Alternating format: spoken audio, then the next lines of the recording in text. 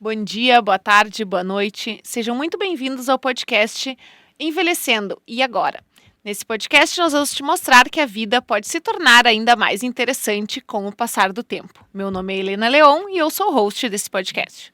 Olá pessoal, meu nome é Vinícius Miola, eu sou médico geriatra dos canais @geriatria com Miola e hoje a gente vai falar com o Dr. Maurício Di Marco, médico cirurgião do aparelho digestivo, membro do Colégio Brasileiro de Cirurgiões e do Colégio Brasileiro de Cirurgia Digestiva, e o Dr. Douglas Pelizaro, médico anestesiologista, coordenador aqui do Serviço de Anestesiologia do Hospital Universitário Santa Terezinha e do Hospital da Unimed, e também coordenador da residência de anestesiologia aqui do nosso Hospital Universitário Santa Terezinha. E o nosso tema vai ser cirurgia no paciente idoso e anestesia no paciente idoso. Sejam bem-vindos aí, guris. Obrigado pela presença. Obrigado pelo convite. Muito obrigado pelo convite. Show de bola. Então, assim, eu pensei para começar o nosso bate-papo em algo que talvez esse assunto é muito legal, porque para a população em geral, ele talvez ainda seja um tabu, né? Hoje, quando a gente vê cirurgias, especialmente talvez no paciente 80 a mais, né? Quando a gente fala idoso, cirurgia, anestesia no idoso, talvez a gente esteja falando dos idosos mais longevos mesmo, né? 80 a mais, 90 a mais, às vezes centenários, né? Muitas vezes parece ainda um tabu para a população em geral, né? Que um paciente com mais de 80 anos, meu Deus, né? Você não vai, como que você vai fazer uma cirurgia num paciente de 80 anos? Essa é a impressão que eu tenho na prática, né? Vendo isso, os próprios pacientes, os próprios familiares, né, na minha prática geriátrica. E então, a primeira coisa que eu queria que vocês falassem é, ao longo aí da carreira de vocês, né, o Maurício já tem um bom tempo aí operando, o Douglas também, como é que vocês perceberam isso, se vocês realmente veem isso como uma verdade, e se vocês veem que isso está melhorando, hoje o pessoal está um pouco mais tranquilo com relação a isso ou não? Como é que vocês percebem essa situação? Eu acho que é um fato. A sociedade médica como um todo, a sociedade como um todo tem uma restrição, né? E eu acho que o número é 75, 80, é o super idoso, né? E existe, de fato, na literatura, vários trabalhos, os maiores trabalhos que avaliam risco de complicações pós-operatórias dividem os pacientes do 65 a 80 e mais que 80. E a curva de complicações, ela é exponencial após os 80, né? E são complicações clínicas, não são complicações cirúrgicas. O tecido do idoso ele é igual ao do jovem, né? Lógico, tem alguns detalhes, mas assim, as complicações não são maiores do ato em si cirúrgico, da minha anastomose, do meu ponto não grudar no idoso ou não. Elas são iguais em relação a isso, mas as complicações clínicas, elas crescem de maneira exponencial com o passar da idade. E no superidoso, mais ainda. Então, é um tabu, o número, idade não pode ser, e sim a capacidade funcional do idoso, a gente não pode se prender ao número, então, mais que 80, mais que 85, mais 75, não vamos operar, esse paciente é paliativo. Não é assim que funciona. Até porque a gente vive numa das regiões com maior expectativa de vida do Brasil. Então, nossos pacientes locais, eles vivem mais que 80 anos. Todo mundo tem um familiar, tem alguém que chegou perto dos 100 anos aqui. Então, é muito comum. E nesse período da vida deles, eles também vão ter doenças cirúrgicas. E a gente precisa, de alguma forma, se adaptar, programar, planejar, porque eles, de fato, eles não têm reserva orgânica para grandes complicações. Então, tudo nessa população especialmente tem que ser antevisto. A gente não pode deixar para tratar. Tem que tentar trabalhar na prevenção das complicações, dos efeitos adversos de drogas, da própria internação. São pacientes que não nos dão margem de trabalho. São pacientes que precisam de uma atenção especial. E isso a gente desenvolve com a família, com a equipe multidisciplinar, com o nutricionista, com o clínico, geriatra, e com certeza gera frutos, dá resultado. Acho que não nos assusta a idade em si, nos assusta muito mais as condições clínicas do indivíduo do que o número absoluto isolado da idade. Eu acho que a nossa idade, a adulta jovem, em relação ao mercado médico, tem mudado, tem participado de uma grande transformação. No começo da minha residência, em meados de 2010, 2012, não se imaginava operar um paciente muito idoso. No período perioperatório, a gente fala do idoso 80 a mais, chamado como idoso 4.0.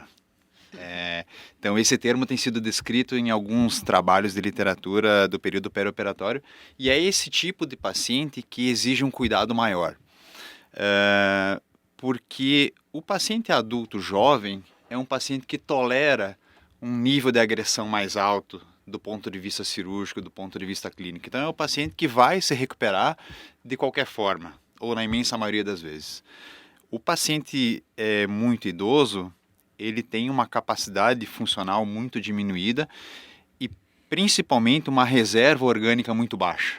Então, qualquer nível de complicação que para um paciente adulto jovem seria perfeitamente superável, no paciente idoso a gente não tem esse mesmo resultado.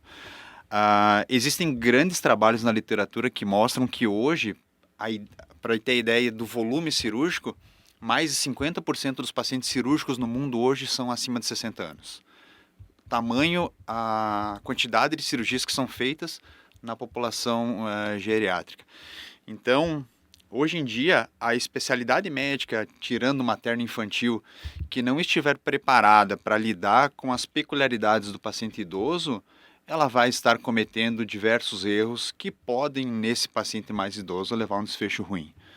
Então, eu acho que nós estamos vivenciando a transição desse momento onde o idoso, o muito idoso, não era operável por muitas situações e hoje em dia ele acaba sendo.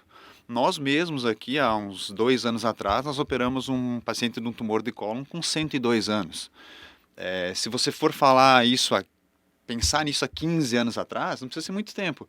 Era inadmissível operar um paciente de 100 anos. Não, deixa ele que ele vai morrer. Mas hoje em dia não existe mais isso, né? Então, o cuidado ele tem sido cada vez mais longevo. Legal, acho que eu concordo contigo, não sei se foi realmente isso, mas a nossa geração aí, 40, 35, 30 anos, né, que temos aí 10, 15, até 20 anos de formado, foi uma geração que já pegou essa transição, né, do processo de envelhecimento e desses pacientes mais idosos, né, tanto para você ser proativo no momento de intervir, mas também eu vejo que a gente tem uma maior facilidade, por exemplo, cuidado paliativo a gente entende melhor, né, é uma geração que entendeu um pouco melhor como ir cuidar desse idoso, né? Então eu acho que isso realmente tem ajudado. Mas óbvio que muitas vezes os nossos pacientes idosos e os filhos deles, né, que são quem vai ajudar a gente idosos também. Idosos também são uma geração mais antiga, né, que não tem essa nossa visão de que realmente vai operar um paciente de 102 anos, né? Então eu concordo. Então acho que justamente por isso a gente está aqui hoje conversando com isso, que a gente quer tentar cada vez mais as pessoas entendam que hoje é muito factível fazer isso. E aí, óbvio que é uma coisa que a gente sabe muito bem, e o Maurício colocou isso, que o maior preditor, talvez, de desfecho negativo desse momento seja a fragilidade, né? Para a gente falar de reserva funcional baixa, mais multicomorbidades, né? E resumir isso tudo dentro de um conceito, né, que consiga abranger isso melhor, seria o conceito de fragilidade, né? Então, o mais importante, talvez, mais importante não, né, mas talvez uma das coisas mais importantes da gente avaliar nesse idoso vai ser o quão ele é frágil, se ele é frágil, ou se ele é um idoso robusto, né? E um idoso robusto, aí sim, na maioria das vezes, como o Maurício falou, né, não é o número que vai importar. E sim, se ele é robusto, isso vai demonstrar muito mais o quanto ele consegue suportar, talvez, das situações do perioperatório, né? Quando o Douglas fala de perioperatório, ele está falando do período durante a cirurgia, né? Ou mesmo do pós-operatório, né? Então, acho que isso é bem legal. Mas aí eu queria trazer uma coisa que até, por isso que eu queria apresentar o Maurício como cirurgião da cirurgia geral avançada, né? Que eu acho que a cirurgia videolaparoscópica foi uma coisa que ajudou muito, né? Hoje, às vezes, a gente também dá uma abordagem menos invasiva para os pacientes, né? E que e que faz com que a gente talvez consiga ter propostas melhores, né? E isso é uma coisa que às vezes a população ainda não entende bem, né? Porque eles acham que a cirurgia é a laser, né? A cirurgia não é por vídeo, né? Então acho que às vezes... Hoje, daqui a pouco a gente vai estar falando, inclusive, talvez em Joaçaba, sobre até cirurgia plataforma robótica, né? De cirurgia Sim, robô, né? Minimamente invasiva, então vídeo ou plataforma robótica. É um caminho já sem volta, o robô eu acho que já é sem volta, mas a cirurgia minimamente invasiva, ela tem inúmeros benefícios. Pode citar a estética, as punções são menores que uma incisão, sim. Não, lógico que o idoso não seja vaidoso, mas para ele é menos dor no pós-operatório, é menos desconforto, é reabilitação precoce, é esse paciente antes fora do leito, antes caminhando, antes com a sua família. Então, assim, o que a gente vê de benefício em todas as faixas etárias, ele é na 10ª potência no idoso, quando a gente consegue resolver um problema para ele por pequenas incisões, por videolaparoscopia, porque antes ele vai estar em casa. E assim, ele não pode ficar com dor, não é por ele ter dor, mas é porque para tratar a dor ele vai receber uma dose de opioide. E a gente sabe que o opioide em qualquer faixa etária é péssimo para o pós-operatório. Para o pós-operatório do idoso está associado a delírio, está associado ao Douglas ter que ir até a enfermaria porque esse paciente começou com náusea, vômito, por causa do uso do opioide. Então, é uma série de vantagens que a gente encontra para todas as faixas etárias, mas que no idoso elas são excepcionais. Então, sim, que a gente pode fazer por vídeo para o idoso deve ser feito, porque é benefício, é benéfico, não é risco, não é... Antigamente se tinha muita preocupação quanto ao efeito do gás no abdômen, né, da laparoscopia. A gente sabe hoje que existem alguns riscos do pneumoperitônio, né, mas não se compara com o benefício da cirurgia minimamente invasiva. Hoje em dia, uma das grandes mudanças que aconteceram foi justamente a melhora da técnica cirúrgica, técnica anestésica e o incremento de novas tecnologias de monitorização, principalmente. A laparoscopia, sem dúvida nenhuma, hoje, assim que possível, deve ser indicada, né? Então, tem inúmeros benefícios, como o Maurício acabou de mencionar. Só comparando, então, um pouco da parte anestésica em relação à cirurgia laparoscópica, hoje, obrigatoriamente, a gente precisa, para fazer a cirurgia laparoscópica, fazer a anestesia geral no doente, seja ele em qual idade for. O que acontece é que hoje a gente tem aparelhos de monitorização muito melhores do que se tinha no passado. Hoje em dia a gente consegue fazer monitorização da profundidade cerebral do paciente durante a cirurgia. Então eu consigo administrar no paciente, e principalmente no paciente idoso, porque a reserva cognitiva e cerebral é menor do que no paciente adulto mais jovem. Então esse paciente ele é mais limítrofe em relação à quantidade de anestésico que eu vou utilizar. Se eu estiver monitorizando a quantidade de anestésico que eu preciso efetivamente dar para esse paciente, eu não vou dar nem mais, que vai levar a um desfecho negativo cognitivo no pós-operatório, e nem de menos do ponto de vista dele não ficar completamente anestesiado. Então, corroborando o avanço da cirurgia laparoscópica e minimamente invasiva, as técnicas e as medicações que a gente usa hoje no período intraoperatório do paciente na cirurgia laparoscópica, elas avançaram demais. A gente hoje, não é raro, eu digo que é muito frequente a gente fazer cirurgia laparoscópica que vai embora no mesmo dia do hospital, não fica nem internado no hospital, dependendo, obviamente, do tamanho da cirurgia. Mas é uma quantidade muito grande de cirurgias que a gente faz a cirurgia de manhã e o paciente não fica nem internado. Graças, obviamente, à evolução natural das técnicas e tudo. Então isso veio contribuir e veio tornar o ato anestésico cirúrgico muito mais seguro, e muito mais seguro nessa população especialmente. Nossa, eu achei bem interessante isso, porque eu já escutei falar várias vezes, claro, né, como leiga e de fora, nossa, mas aquele vozinho lá, ele não aguenta nem anestesia. Muito bom. As pessoas falam isso, às vezes as pessoas falam, não, o risco não é nem a cirurgia, o risco é a anestesia. Não é as pessoas, o filho fala isso, né, o meu pai não vai aguentar nem anestesia. Mas é que o que é esse conceito, ele está enraizado na população de que realmente, porque o que acontece? Há muito pouco tempo atrás, 15, 20 anos, morria muita gente por causa disso. Porque a gente não conhecia exatamente como é que era a fisiologia daquele paciente, as técnicas e as medicações, elas não eram tão adequadas, a condução era totalmente diferente do que se tem hoje. Então a gente carrega hoje um estigma que foi criado no passado e a gente aos poucos tenta desmistificar isso. Então, hoje em dia, a gente tem uma taxa de complicação no período perioperatória, assim, relacionada ao processo de anestesia e cirurgia no paciente idoso, baixíssima, comparado ao que tinha antigamente, justamente por conta disso, por conta dessas evoluções tecnológicas e de equipamentos, de utensílios que a gente utiliza durante a cirurgia. Então você pode escolher ali o nível que você consegue deixar a pessoa dormindo ali. Exatamente, porque antigamente o que a gente tinha? Apagar mais ou menos. Para exemplificar, antigamente o que se tinha? Se tinha monitorização da quantidade de oxigênio que tinha no sangue e a pressão arterial do paciente e os batimentos cardíacos. Era isso que a gente tinha.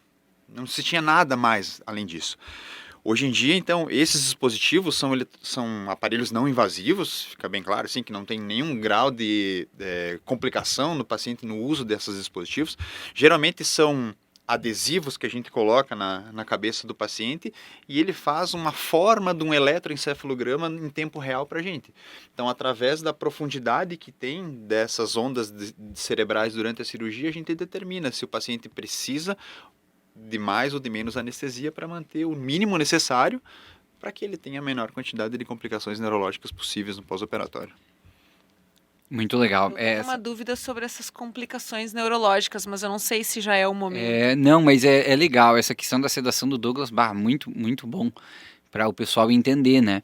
Que é justamente o idoso, né, quando a gente seda demais, e vocês, talvez as pessoas que estão escutando, elas talvez já tenham visto algum exemplo, principalmente na UTI, que é um momento em que às vezes precisa ele ficar um pouco mais sedado, e que às vezes a hora que você acorda o idoso, que ele fica mais tempo sedado, que ele recebe mais medicação, é um momento muito difícil, ele acorda mais confuso, né, acorda com delírio, né, ele pode inclusive ter uma piora cognitiva por causa desse período que ele ficou, e aí o anestesista consegue usar a dose que fica perfeita, né, e que não vai ser nem de mais nem de menos, isso ajuda muito, com certeza. E sobre a cirurgia videolaparoscópica, eu vou só botar os pingos nos is, tá, pessoal, pra vocês entenderem o que é, quem não sabe, tá, então veja assim, não é laser, tá, não funciona como laser. O que o Maurício faz quando ele faz uma cirurgia videolaparoscópica? Ele faz um furinho pequeno, né, mais de um furinho pequeno, e aí por algum desses furinhos ele coloca uma câmera, né, e pelo outro furo ele vai com o material que ele precisa para fazer a cirurgia. Então por que essa cirurgia é muito mais vantajosa? Primeiro que não tem uma incisão grande, porque ele através desses furos ele consegue com a câmera ver. A incisão grande nada mais era que para que o cirurgião pudesse olhar o que estava fazendo, né? Então, se ele não fizesse uma incisão grande, ele não enxergava o que ele estava operando. E hoje, através de pequenas incisões e com a câmera, muitas vezes o cirurgião ele tem uma visão até maior do que ele tinha antes com o olho, dentro de um buraco. É maior. É melhor, né? É maior e é melhor, e ele consegue... 4K e são 16 a 20 vezes maior do que a nossa visão. Em 4K. E, eventualmente, em 3D. A plataforma robótica em 3 dimensões, existem câmeras para laparoscopia convencional em 3 dimensões, então é maior, é melhor, é mais amplo. Tem pouca justificativa para não fazer, viu? Sim. Não tem. Tem algum caso assim que você não pode fazer? Sim, lógico que existem cirurgias que o que a gente fala assim, a grande maioria das cirurgias do aparelho digestivo, abdominais, elas hoje são factíveis por alguma via minimamente invasiva, seja ela laparoscópica convencional ou numa plataforma robótica. As contraindicações absolutas são pouquíssimas, são bem raras. Então, assim, desde cirurgias para doenças benignas como hérnias de parede abdominal, defeitos de parede abdominal, litíase biliar, essas quase todas por videolaparoscopia, as cirurgias oncológicas, principalmente coloretais, videolaparoscópica, trato digestivo alto, estômago, pâncreas, algumas delas ainda abertas, aí tem as indicações por tamanho de lesão, qual que é o objetivo da cirurgia, mas muita laparoscopia, muita cirurgia minimamente invasiva, porque é brutal a diferença de recuperação pós-operatória, de você ter um paciente no primeiro dia de pós-operatório fora da cama, sem sondas, com menos dreno em cavidade, caminhando,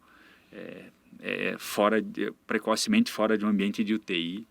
Eu acho que assim são diversos fatores que a gente consegue organizar para acelerar a recuperação do paciente através de uma cirurgia que cause menos dor. Em relação a isso, existem diversos benefícios da laparoscopia, mas, na minha opinião, o melhor benefício da laparoscopia é justamente isso que o Maurício acabou de falar.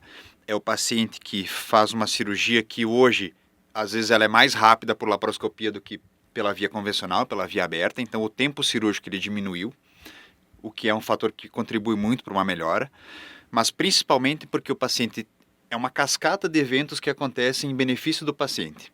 O paciente faz a cirurgia laparoscópica, tem menos dor, precisa usar menos medicação para dor. No pós-operatório, se o paciente tem menos dor, ele respira melhor. Então ele não tem tanta dificuldade para respirar. E no paciente idoso é o paciente que faz menos pneumonia e que efetivamente fica menos tempo internado e que vai embora mais precocemente. Então é uma cascata de eventos que acontecem gerados por uma técnica menos invasiva. Se é o paciente que tem muita dor, é o paciente que às vezes não consegue respirar direito. Todo mundo, quando tem dor, tem dificuldade para respirar, respira mais rápido. Então, esses benefícios associados à laparoscopia que levam a essa cascata de eventos, diminuindo a chance de complicações. E na verdade, é via convencional, né? A gente fala assim, essa técnica, a laparoscopia existe há 30 anos, né? Mais de 30 anos. Então, é o convencional. Não pode ser a exceção, tem que ser o convencional, porque eu não digo nem o benefício, já é até o malefício de fazer aberto. É isso que acontece. O que o Douglas quis dizer assim, tem a rotina hoje de fazer isso dessa maneira. Se a gente for fazer o contrário, já vai ser fora da rotina. Já vai ser fora e eu vou ter respostas fora do que eu já estou habituado a ter, eu vou ter um manejo diferente, eu vou ter que sair do que é normal. E a gente não quer sair do que é normal, a gente não quer sair do que é rotina. É uma atividade extremamente protocolar. E quando você torna ela protocolar, as coisas tendem a ser iguais, os resultados tendem a ser iguais e você não inventa muita moda. Então, é isso que a gente tenta, de certa forma, mecanizar, né, a atuação.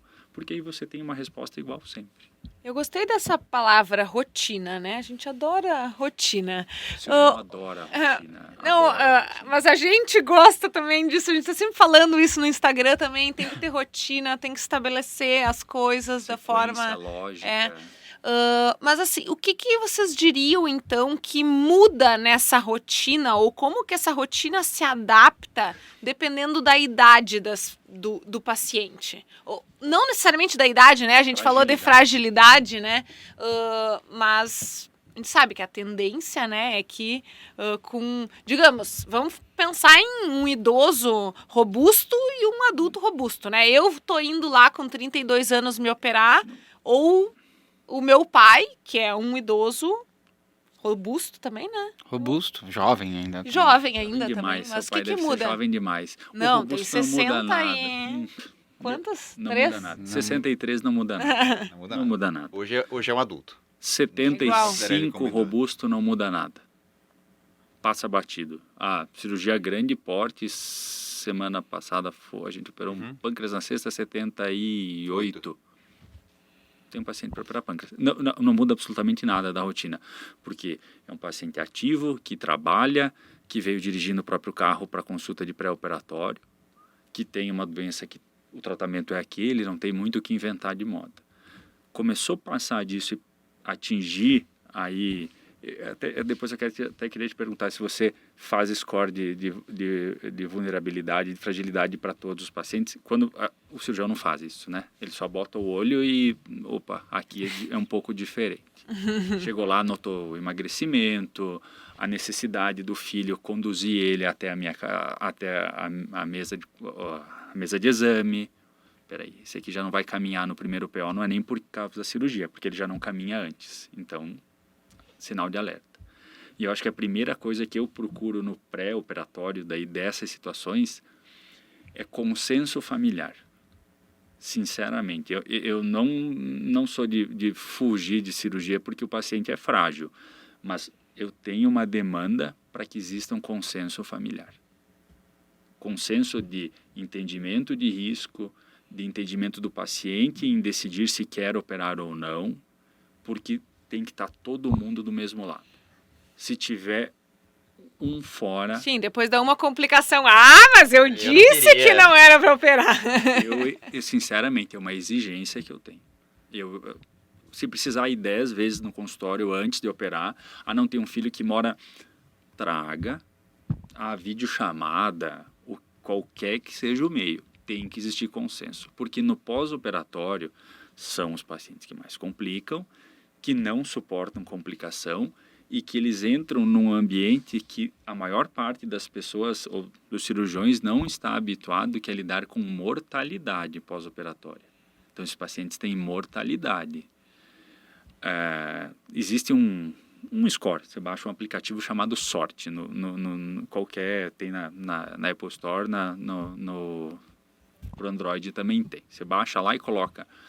Ele é uma base de dados que você coloca informações do paciente e ele determina a mortalidade. Então, a gente não está falando de complicação mais, está falando de perder o paciente no pós-operatório.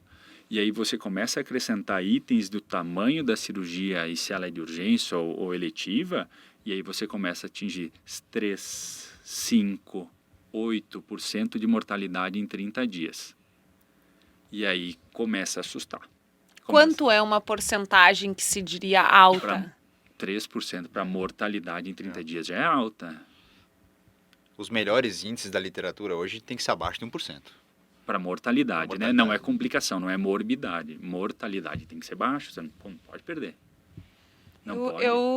Eu achava que esse número era maior, assim, sei lá. Você sabe que os 5. pacientes também acham.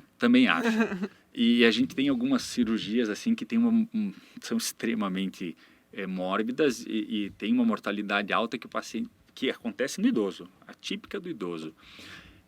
Cirurgias de hérnia operada na urgência, tá? Que eu precise fazer uma ressecção intestinal de um paciente. Tem uma hérnia inguinal, uma hérnia qualquer, e sempre teve a hérnia. E ele reclama todo dia da hérnia, mas ninguém dá muita bola, porque o vô reclama todo dia. Então, se der bola todo dia, ele vai deixar todo mundo louco. Aí, não dão bola pro vô. Um dia o vô estava falando a verdade, que a hérnia estava incomodando. E não dão bola. A alça intestinal, o intestino delgado, o intestino fino, ele tem um metabolismo bem rápido. Então, em algumas horas de obstrução do fluxo vascular, esse intestino isquemia. Tipo, temos aqui um conterrâneo de Capinzal, do Vinícius. Imagina que o conterrâneo dele teve a dor no interior de Capinzal na noite. Teve esses dias? Ele só veio para o hospital na manhã. Quando ele vier na manhã, a alça intestinal, se tiver com fluxo, ele vai estar isquêmico. Esse paciente tem mortalidade na literatura acima de 10, 15%. É mortalidade. É fazer uma roleta russa. Então, eu estou falando de cirurgia eletiva, tem que ter menos que 3, menos que 2, menos que 1. Então, quando você fala em mortalidade, muda tudo. Muda tudo. E a gente não está falando de complicação mais, e sim perder o familiar. E aí, nesse quesito, tem que ter um consenso. Tem que ter. Porque o que você falou é a maior verdade. Eu passo por, sei lá, imprudente por ter indicado a cirurgia num paciente acima de 80 anos. Os filhos que aceitaram por, sei lá, surge de tudo. Desde interesse em herança a tudo. Então, para se livrar do velhinho. Esse paciente acima tem que ter uma comunicação, uma posição familiar, equipe multidisciplinar muito, muito coesa, porque acontece, infelizmente, existe mortalidade. Você pode botar no melhor ambiente do mundo, literatura internacional, vai existir mortalidade quando você estiver nesse grupo de fragilidade. E é esse o termo, é fragilidade. Fragilidade. Eu acho que isso é uma coisa legal que você falou, porque talvez o pessoal não saiba que hoje a gente tem muito dado, né, sobre isso. Então a gente não indica mais as coisas baseadas em achismo. Ninguém acha que a cirurgia vai ser tranquila ou acha alguma coisa, né? A gente tem scores diagnósticos, scores de complicação pós-operatória, score de mortalidade, score de fragilidade, né? E aí quando a gente junta tudo isso, a gente tem muita informação, né, para embasar a indicação ou não de uma cirurgia com grau ou não de segurança, né? Então, várias dessas metodologias e desses dados que a gente tem hoje é que nos dão a segurança de indicar, né, os procedimentos cirúrgicos para os pacientes, né? Ninguém faz baseado na experiência ou, né, vem da cabeça, né? Então isso é importante que o pessoal entenda, né? A gente tem dados de cirurgia de colo retal que foram, né, feitos milhares de vezes ao redor do mundo e sabe que é uma cirurgia com índice de mortalidade muito, muito, muito pequeno e com complicação baixa. Então a gente consegue prever, né, os cenários para os pacientes e assim fazer uma indicação precisa, né? Então é importante que o pessoal entenda que a gente não faz, mesmo que fosse baseado na nossa experiência, talvez ainda valesse alguma coisa, mas nem isso né? A gente faz baseado na experiência mundial de muitas pessoas fazendo isso. Tá, mas isso vocês fazem, mas todo mundo faz? Isso, como é que o pessoal vai saber, assim, que pode É confiar? um conhecimento corrente, né? Literatura médica, hoje o acesso é muito fácil. E isso tem... E assim, a questão de ter os trabalhos com volume brutal, que tem publicações, é você aprender com os erros do que está no trabalho. Não dos erros do trabalho em si, né? Mas aonde estavam os pacientes com desfecho negativo naquele trabalho.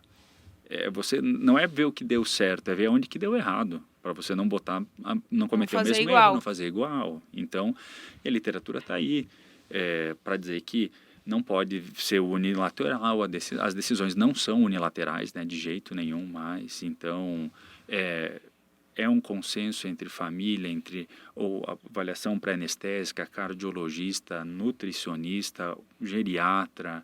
Então, isso está na literatura. O American College, que é o Colégio Americano de Cirurgiões, tem um guia de cirurgia geriátrica. Não sei se você já... Sim, conheço. Então, ele tem um guia de preparo. Depois, se quiser, manda o PDF, você vai colocando. Talvez coloque no... Dá pra gente disponibilizar no YouTube, né? Porque tem e é aberto o acesso. Sim, sim. E aí lá tem um protocolo que envolve toda a estrutura hospitalar, como se cirurgia geriátrica quase fosse uma especialidade médica. Isso já é discutido quase como área de atuação. Não é. Mas existe todo um protocolo da anestesiologia, da equipe de enfermagem, da equipe de nutrição, de fisioterapia, porque vai chegar um momento que, se você não oferecer isso, você se expõe inclusive a litígio. Porque está documentado na literatura que você deve fazer isso no idoso. E aí, a partir do momento que você tem um resultado negativo e não fez, qual era a sua justificativa de não ter feito? Então, no Brasil isso não anda muito dessa maneira. Nos Estados Unidos anda. Anda, até porque a seguradora, quando vai remunerar o provedor, não vai remunerar, porque você não atuou, não fez as coisas de maneira adequada. Então, isso é um caminho sem volta. E assim como você gosta de rotina, é protocolar. É para todos. Para você ter uma ideia em relação a volume, que você estava falando antes, para você ter uma ideia, a quantidade de cirurgias que são feitas no mundo hoje, tirando cirurgias superficiais de pele, elas giram na casa de 230 milhões de cirurgias ano. A gente está falando de uma população que, acima dos 60 anos, tem mais de 50% desse volume cirúrgico. Então, a gente está falando de mais de 100 milhões de cirurgias nesses pacientes geriátricos. Então, isso é uma amostra populacional enorme, tremenda, né? Que você Sim. consegue gerar uns dados muito robustos para corroborar o que você acabou de falar. Caramba, né? Se imagina que um quinto a mais que 80 num futuro muito próximo, né? Sim, muito próximo. Uhum. Isso, hoje você tem bibliografia para tudo, né? Hoje a gente tá falando de cirurgia, anestesia, mas terapia intensiva, né? A gente trabalha esses dias de pacientes 90 a mais na UTI na Holanda, os caras com dados gigantes de pacientes internados, né? Então, hoje tem muito dado, claro, e se criando cada vez mais, então isso corrobora as nossas decisões, né? Então, acho que para quem está escutando e acha que talvez veja isso como uma novidade, né? Eu acho que essa soma de tecnologia mais dados, né, é uma coisa que fez com que hoje a gente tenha muito mais segurança para fazer as coisas. E que é a base do mundo moderno, né, pessoal? Que tá, né, quem está nos escutando, né? A gente está aqui hoje falando com vocês para o mundo inteiro, né? Justamente por causa disso, né? Então isso não mudou dentro da medicina, né? A medicina avançou junto e é por isso que hoje a gente consegue, através dessas oportunidades melhores, né, consegue operar pacientes que há 30, 40 anos atrás jamais se imaginaria, né? Então hoje... Há 20 anos atrás não se imagina. 20 anos atrás, é verdade. 20, né? Eu vou ter, agora eu vou fazer 9 de formado esse ano, que 15 que eu entrei na faculdade, né? Pô, quando eu entrei na faculdade eu não imaginava. Então é verdade. Mas legal. Então, você falou de fragilidade, Maurício. Acho que isso é uma coisa que é bem legal, né? Então, o idoso robusto tá de boa, né? A gente fica muito confiante hoje em operar pacientes robustos, pacientes que se mantêm ativos, que se mantêm com uma boa cognição, que se mantêm sem um déficit nutricional. Não, acho que a única preocupação que nós temos com a avaliação pré-operatória, isso é dentro de consenso de anestesiologia, do próprio cardiologista, é que esses pacientes, na avaliação pré-operatória, se possível, tem que ser testados sob estresse. Sob estresse orgânico, né? Então, as provas para cirurgias de grande porte, as provas e as avaliações pré-operatórias, teoricamente, não podem ser em repouso. Então, um ambiente... Como que se faz essa avaliação sob estresse? Tem o nosso colega anestesista aí, quem suspende cirurgia na falta disso é ele. Eu ia brincar que eu nunca vi a indicação de uma cirurgia porque elas só chegam para mim já indicadas. Eu só contraindico. Ele só contraindica. Não, tô brincando. É o que acontece. Não tem vaga, né? Esse é o cara da UTI, não tem vaga, o cirurgião não... Sem avaliação do Por cardiologista. exemplo, eu vou citar um exemplo breve assim, para tentar te explicar isso. Hoje um paciente de 70 anos está lá, ele não consegue sair da cadeira dele para ir até na mesa para poder comer. Então, eu não sei como que o coração dele se comporta quando a frequência cardíaca dele subir, quando a pressão arterial dele subir. Não sei, porque ele não tem esse tipo de atividade no dia a dia. Se eu estou diante de um paciente de 80 anos, que caminha todo dia, que faz atividade física, que é bem nutrido, eu tenho certeza que esse paciente, a frequência cardíaca dele sobe todo dia, que a pressão dele sobe todo dia, e ele não tem nada, não tem nenhum sintoma. Então, uma das coisas que a gente mais faz hoje no dia a dia é avaliar a capacidade funcional desses pacientes, que é realmente o que eles conseguem fazer de atividade no dia a dia, para todas as cirurgias. Para cirurgias de médio e de grande porte, existem as provas funcionais cardíacas que são feitas. Basicamente, o exame inicial que é feito é o teste ergométrico, é o teste de esteira, que é o que geralmente é feito. No paciente que consegue ter locomoção, é esse tipo de teste que a gente faz, porque a gente submete o paciente a elevar a frequência cardíaca para saber se ele tem alguma coisa pré-operatória que vai justificar uma monitorização diferente ou às vezes até a suspensão no procedimento. Não tem como operar esse paciente nesse determinado momento.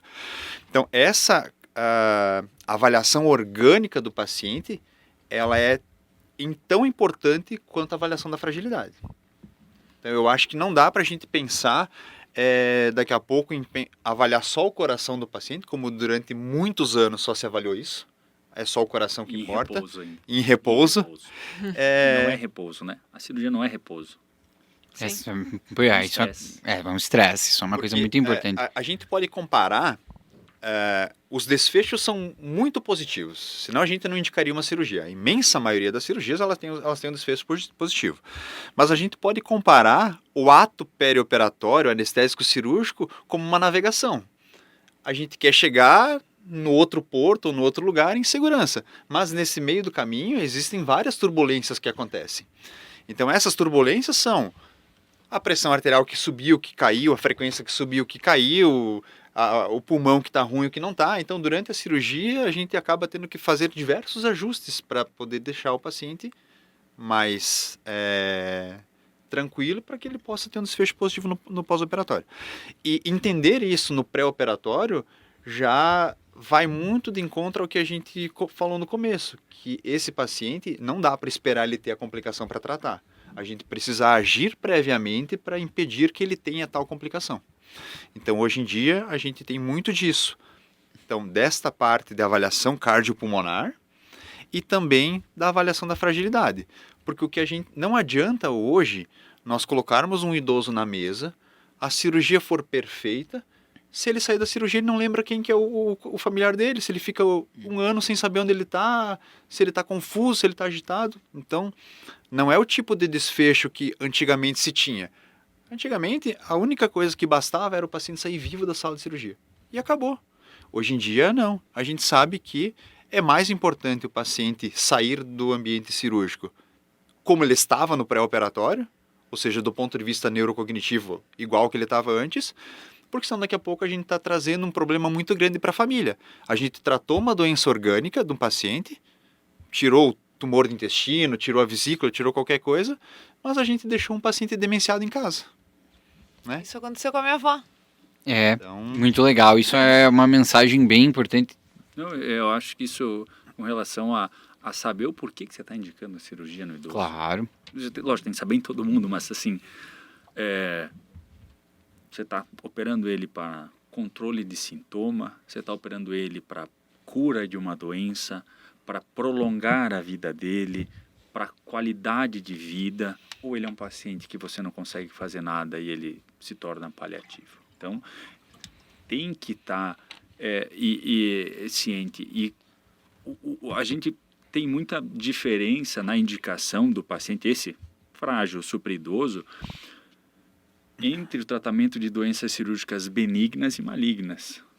Porque as doenças benignas, normalmente, elas não são tempo sensível, né? Então, o paciente tem todo o tempo do mundo para pensar, principalmente se ele é pouco sintomático, né? Não é nada de urgência. Cirurgias eletivas, ele talvez queira participar, a decisão pode participar, e é muito diferente do paciente oncológico. Porque aí o paciente oncológico tem toda a questão familiar de protegê-lo, e isso é uma coisa que a gente tem que fazer uma conversa com muita calma em consultório, eventualmente só com os familiares, sem a presença dele. É uma coisa muito difícil de você determinar o que é certo e o que é errado, porque cada paciente é um paciente, cada família é uma família, em dizer que ele precisa saber para participar da decisão. Eu, feliz ou infelizmente, eu adoro que meus pacientes saibam onde é que eles estão indo se enfiar. Eu não gosto de operá-los sem que eles tenham total noção, porque se eles são lúcidos, eles podem não querer fazer aquilo. E quem sou eu para decidir que ele vai ser operado? Então, eu adoro que eles saibam. Eu sei que isso pesa, a família às vezes fica com o coração apertado de contar para um senhor que trabalhou a vida toda e aos 85 anos de idade está com um tumor de cólon, vai precisar usar uma ostomia ou sei lá o quê. Então, ao meu ver, seria o ideal que eles soubessem. Sim, eu concordo. Da mesma maneira que tem pacientes que não querem fazer nada. Ou tomam decisões de planejamento. Eu queria ver tal pessoa antes da cirurgia. Vá. Eu queria fazer tal viagem antes de operar. Vá. Você não sabe do desfecho. É o grupo de pacientes que tem mortalidade. Então... isso o paciente cognitivamente saudável, né? Ele tem quase que o direito, né? De participar da decisão. Ele tem o direito. Autonomia, né? Que isso é uma questão até meio autonomia. ética, né? O que eu vejo muitas vezes não é quer. que... Maioria a maioria não quer. E tem muito de como se aborda isso, né? Então, acho que a gente veio de uma época que, às vezes, mesmo você trabalhar a comunicação era uma coisa que não acontecia, né? Então, às vezes, a forma de você comunicar para o paciente a notícia era mal feita. Então, se criou muitos traumas até pela forma como se comunicava. E hoje, você consegue se comunicar de uma forma que talvez o paciente ele te dá a entender até onde ele quer saber, né? Então, muitas vezes, tem pacientes que querem saber tudo e aí vão participar da decisão de forma completamente autônoma, 100% vão estar lá dentro. E também tem pacientes, às vezes, que não querem saber tudo e querem terceirizar a decisão, mas você consegue deixar ele decidir até onde ele quer saber e até onde ele quer participar da decisão. E isso ajuda muito também, né? Tanto na programação do procedimento, mas quanto na programação da vida dele, que na realidade é aquilo que a gente está tratando, no final das contas. E levar ele tranquilo. Levar ele tranquilo. Nenhum paciente merece ir para uma sala de cirurgia achando que vai morrer. Sim, né? Claro. Ninguém merece isso. Agora, para eles, quando o Douglas vai fazendo a indução anestésica e fala bons sonhos para o senhor, aquele momento ali, se ele está tranquilo, ele vai ter um bom relaxamento, um bom período de descanso durante a anestesia e vai ter um despertar tranquilo também. E antes, quando o Douglas falou, que era uma coisa que eu queria pontuar, que para o pessoal entender o tamanho da preparação que né, esse momento, né? Então vejam que tá muito longe do amadorismo o rolê, tá muito longe, né? Você veja o quanto o paciente é preparado, é visto, né, e tudo, para que chegue no momento cirúrgico e tenha toda a segurança do mundo para fazer o procedimento. Então, isso que eles precisam entender que, né, isso é uma coisa muito preparada e para chegar lá na hora e ser seguro. E no caso de um paciente que não se locomove, não tem como ele fazer o teste da esteira, como é que faz um teste em estresse nele? Aí existem outras formas. Existe uma forma de fazer um ecocardiograma, que é um ultrassom do coração, através do uso de medicações intravenosas que elevem a frequência cardíaca. Então a gente fala que é um ecocardiograma sob estresse.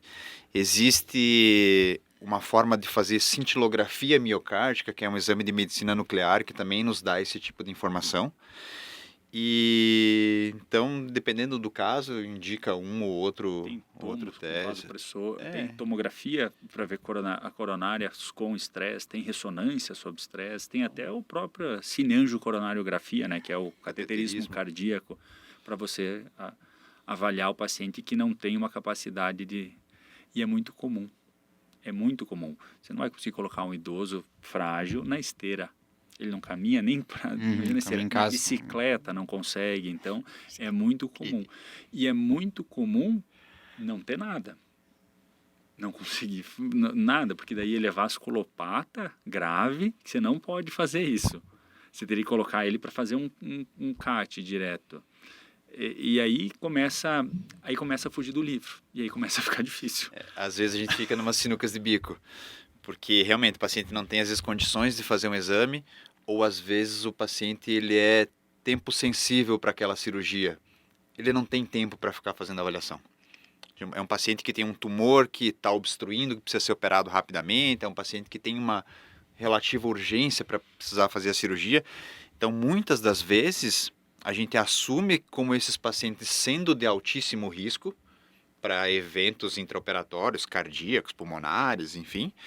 E a gente conduz esses pacientes de uma forma totalmente diferente da rotina que a gente sempre tem. Então... Eles são mais invadidos, o peso daquele procedimento recai de maneira diferente sobre quem está fazendo, porque ali você está navegando no escuro. Então, tem que sair tudo muito bem, muito bem, muito bem. E aí, de novo, família. A família tem que estar do teu lado. A família tem que estar do teu lado o tempo todo, o tempo todo, o tempo todo. Nesses cenários, assim, em relação à participação da família, volto a dizer, eu não indico a cirurgia, então o paciente já chega indicado para mim. Mas eu também, no pré-operatório, eu sempre estabeleço os riscos que o paciente vai ter no período pré-operatório e eu falo de todos eles para o paciente, para o familiar, para todos. De risco de ter disfunção cognitiva, risco de ter problema no coração, risco de ser reinternado, risco de UTI e risco de mortalidade. Então, nesse cenário, quando você está diante de uma situação que não é a rotineira, realmente a família precisa saber de todos os riscos, né, para poder tomar decisão. Não dá para você esconder um risco possível de acontecer durante uma cirurgia para a família, para indicar a cirurgia, e aí depois você tem um desfecho negativo. A gente tem a postura que é sempre falar para os pacientes e para as famílias exatamente, ou aproximadamente, o risco que a gente acha que aquele procedimento vai ter naquele paciente. Não dá para ir para a cirurgia carregando o peso Da decisão sozinho, né? de jeito nenhum. Não, e o peso de... Eu não preparei a família para um desfecho negativo, eu não preparei todo mundo. Não dá. Nós já temos que preocupar com o paciente e com a doença. Eu não posso carregar essa preocupação. Então, não é que eu transfira ela, mas eu divido ela. Eu preciso dividir com a família.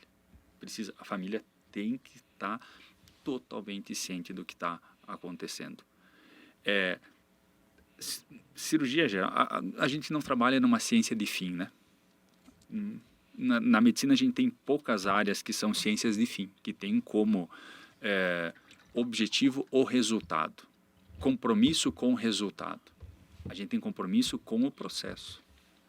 O compromisso é em oferecer a melhor maneira, a melhor estrutura, as melhores condições e a maior dedicação possível ao paciente. Mas eu não tenho compromisso com o resultado que vai dar certo. E isso não é leviano, é o que é.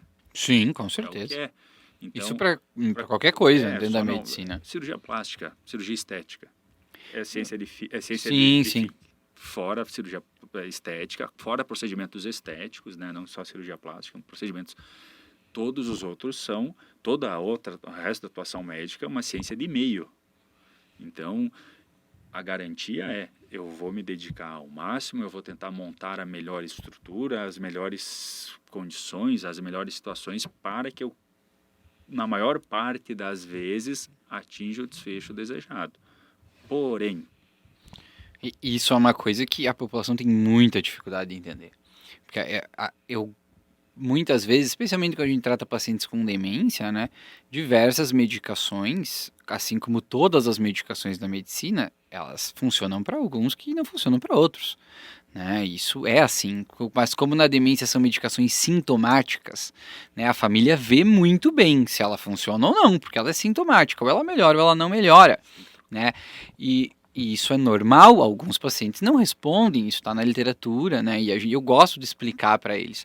Mas as pessoas têm muita dificuldade em entender que os remédios eles não são imediatos. Você não toma um AS e no outro dia o teu risco de infartar vai a zero. Né? Não é assim. Quando você toma um AS, mesmo diante de um infarto agudo do miocárdio, ele só diminui um pouco o teu risco de morrer. Mas você ainda tem o risco de morrer, ele só é um pouco menor do que as pessoas que não tomam AS, que hoje em dia ninguém não toma, né? Mas quando se fez o trabalho, foi só diminuir esse risco, né? Então, mesmo assim, as coisas ainda podem acontecer. E as pessoas têm muita dificuldade de entender como funciona realmente, né, esse processo da medicina. Então, acho que assim como a gente faz com o remédio, eventualmente, vocês fazem dentro do processo cirúrgico, né? Então, acho que isso e tem que gostar, né? tem que gostar. Tem que gostar de conversar, porque eles adoram conversar. Tem que gostar de explicar, tem que não se incomodar em explicar a mesma coisa várias vezes para vários filhos. Sim. Porque às vezes vem 3, daí na outra consulta vem os outros 4, daí você se confunde porque 2 eram parecidos, você achou que já tinha falado e não é o mesmo filho. Isso acontece. Então tem que gostar, tem que estar animado em fazer as coisas. E eles surpreendem. Surpreende. Isso é uma coisa legal. Eles surpreendem demais. E até o que eu queria comentar antes, então, aproveitando que você falou agora desse negócio da surpresa, que é quando a gente falou das famílias, né? E dessa questão oncológica, às vezes de esconder, e isso é uma coisa que as famílias não percebem, óbvio, porque elas não vivem isso sempre, elas vivem isso uma vez, eventualmente, né? Mas que os pacientes idosos, eles têm um conhecimento sobre a vida deles e sobre as situações do organismo deles que a gente não entende, porque a gente não é idoso, né? Mas a gente vê que eles sabem o que está acontecendo, né? Então, para as famílias, por mais que você queira esconder, você não está escondendo, né? O paciente tem 85 anos, né? Ele está nessa terra aí muito mais tempo que eu, 3, 4 vezes, que vocês aí. Então ele entende o corpo dele, ele sabe quando as coisas estão erradas, ele sabe quando ele está mal e ele sente quando as coisas estão num momento difícil e grande parte das vezes sentem quando talvez está chegando a hora. Então, mesmo que vocês queiram esconder, sinto muito informá-los que vocês não estão escondendo, porque ele sabe o que está acontecendo exatamente com ele, ele conhece o corpo dele melhor do que ninguém, né? Então, Eu já escutei algumas vezes, deixa eu me despedir dos meus filhos porque eu tenho certeza que eu vou morrer. Eu já escutei isso várias vezes. Sério, durante a cirurgia eu já escutei várias vezes. Graças a Deus ainda não. Mas a gente escuta isso bastante baseado no nisso. médico, daí sim, a primeira consulta de diagnóstico lá para falar e ninguém fala o que ele tem, né? Porque não construiu ainda essa ponte para chegar no diagnóstico, né? Então começa a pedir exames, sabe? Eu já sei o que ele tem, os filhos sabem o que ele tem e ele não sabe. E não foi nenhuma nem duas vezes que terminou a consulta, tá aí. Doutor, você não vai me dizer o que eu vim fazer aqui? Aí... Então, a gente está fazendo os exames e daí começa a tentar construir essa relação, mas ele sabe de tudo. Mas sabe que a gente percebe isso até, às vezes, no Instagram. Então, como ali, né, o Instagram do Vinícius está com um público bom já, né? Às vezes o pessoal, eles já perguntam como é a abordagem dele para contar o diagnóstico antes de marcar a consulta. Viu? Eu quero saber se ele tiver demência. Esses dias veio uma pergunta assim: se ele tiver demência mesmo, se o senhor vai dar a notícia na frente dele, porque eu tenho medo que ele fique muito agitado, não sei o quê. Aí, imagina, a pessoa nem marcou a consulta ainda, ela já está preocupada em como contar ou não contar, né? E daí, claro, a gente sempre tem que explicar, né, sobre a forma de abordagem, né, que, claro, se fosse eu contando, talvez não seria tão assim, né, mas o Vinícius sabe contar direitinho, né. mas isso é bem importante, né, claro, com certeza, e isso é muito legal, né, isso é uma das coisas legais de trabalhar com esses idosos mais longevos, né, que é esse conhecimento que eles têm mesmo meio inerente à vida, assim, né. Eu sempre que preciso passar pro Douglas ou qualquer dos anestesistas, assim, ó, é mais que 80, tá, e o que... Não se preocupa, ninguém passou dos 80 sem saúde. Se passou dos 80 porque tem alguma saúde. Com certeza. Até né? ontem era um atleta. Era um atleta. Então, e dá para encarar. Dá para encarar. E as poucas vezes que a gente cai do cavalo, né, e isso infelizmente acontece, a certeza tem que ser de que preparou tudo da maneira adequada, fez da maneira adequada e eventualmente teve alguma intercorrência. Não dá pra ir pra casa botando a cabeça no travesseiro e não achando que fez o melhor que pôde. Tem que fazer. Mas isso que você falou é legal, porque às vezes, por exemplo, no meu caso, eu recebo um paciente que vem para a primeira consulta com o geriatra. 88 anos. Ele nunca consultou, tá? E o cara tá super bem. Aí ele vem lá meio que trazido pela família e tal, né? Obrigado. E aí não tipo queria assim, ir. tô aqui, tô bem com 88 anos, que esse maluco vai me ajudar, que eu já não sei, né? Então, cara, eu sempre digo pra ele, você não tá aqui agora, aos teus 88 anos, porque eu vou salvar a tua vida, jamais. Você tá aqui pra no teu aniversário de 100, você estar melhor do que se você não estivesse vindo aqui. Então, o nosso objetivo é que no teu aniversário de 100 anos você esteja melhor do que se você estivesse em casa e não estivesse vindo aqui no meu consultório. Então, e para isso que a gente vai trabalhar. E não é porque senão eu vou te fazer chegar aos 100. Não é isso. Você vai chegar aos 100 porque você é um homem saudável. Mas agora vindo aqui você vai chegar aos 100 melhor do que se você não tivesse vindo aqui. E aí eu vou te ajudar a fazer isso. Passar a fazer exercício. Então, e aí a gente vai dar as orientações que são necessárias, né? Mas é isso, né? O idoso longevo, ele é longevo porque ele tem saúde boa. Né? Alguns já a medicina até leva, né? Até os 80 anos, mas aos trancos e barrancos, né? Não, e os piores pacientes que a gente operou não eram nem de 70, eram de 60. Exato, os pacientes graves não chegam aos 80 anos, os que chegam aos trancos e barrancos, né? Os pacientes que chegam bem aos 80 anos é porque têm uma saúde boa, Os realmente. piores ficaram no caminho. Ficaram no caminho, exatamente. E não Então, foi nem dos 70, foi dos 60. então esses dá para operar, né? Então, esses que chegaram lá bem, dá para operar. E às vezes a gente se depara com situações que a família não quer que opere. E aí é uma situação difícil, porque eu tenho que convencer eles a aceitar um risco que eles não querem aceitar nenhum.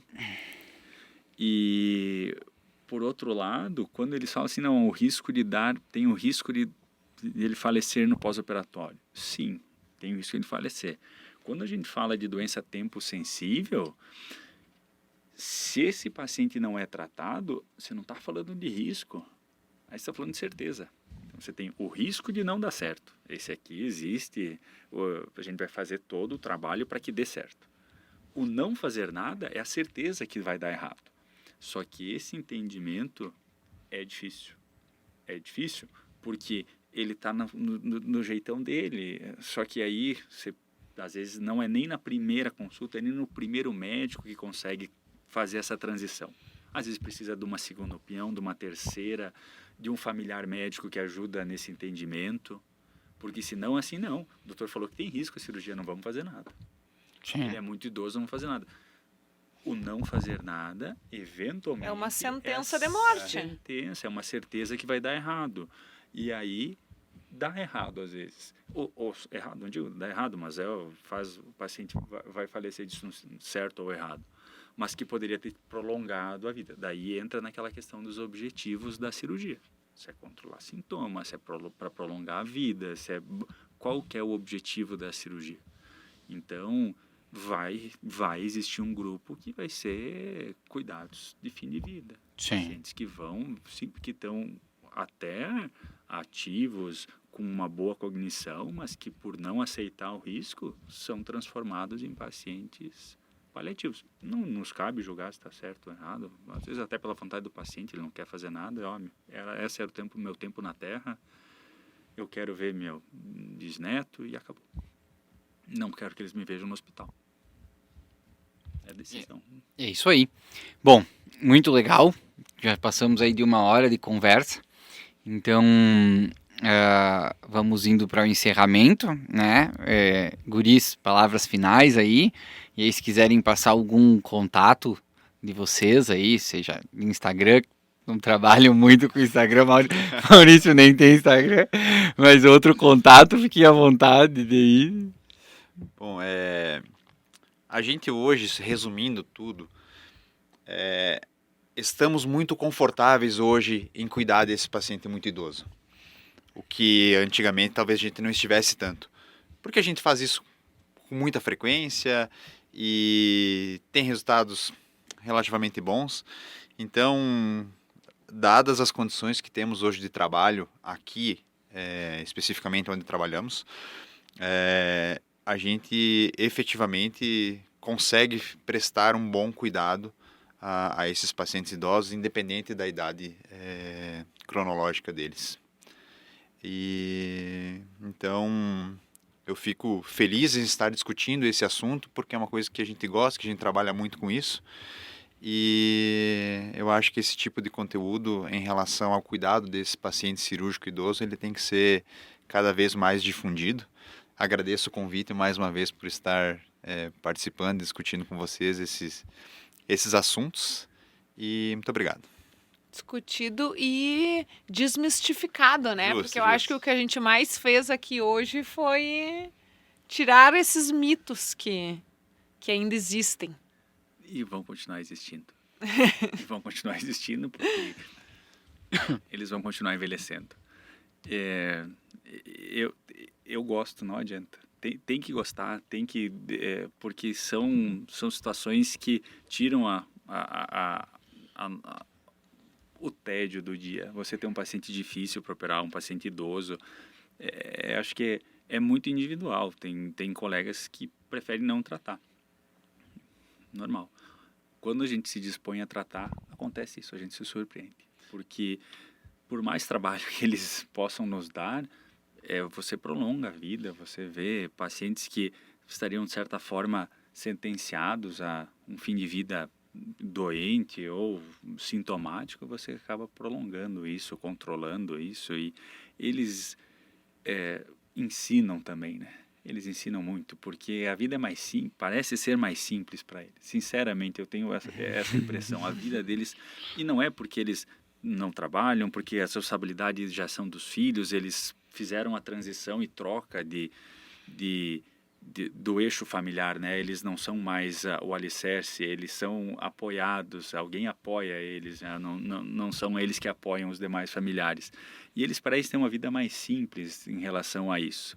E esses pacientes, por incrível que pareça, eu acho que são os que dão mais certo as cirurgias, porque eles vão tranquilos, as coisas dão certo. Eles chegaram numa idade com saúde e as coisas dão certo. Então, eu acho que vale muito a pena. Eu queria agradecer, acho que passou rápido, né? Fala bastante, foi bem legal, foi bem... Show, obrigado, guris, aí, por terem aceitado o convite. Pessoal, espero que a gente tenha, como disse a Helena, né, desmistificado um pouco esse assunto, que vocês tenham entendido um pouco melhor de por que hoje, né, a gente tem confiança, segurança para indicar os procedimentos cirúrgicos, né, e realmente os guris que, né, trabalham muito mais com isso têm os bons, excelentes resultados com os pacientes idosos, especialmente os 80 a mais, né, eu gosto de falar, porque são aqueles que dá mais, né, dúvida aí, às vezes, para as famílias, né? Então, espero que a gente tenha conseguido esclarecer melhor para vocês entenderem e terem mais tranquilidade na hora de discutir esses assuntos com os familiares de vocês, tá bom? Muito obrigado. Lembrem que vocês nos encontram nas redes sociais como @geriatriacomiola no Instagram, TikTok e no YouTube. E até a próxima. Até mais então, pessoal. Espero que vocês tenham aprendido bastante com esse episódio, assim como eu aprendi. E continuem aí conosco, né? Que nós vamos ter muitos conteúdos legais por vir. Tchau. Tchau. Tchau, tchau.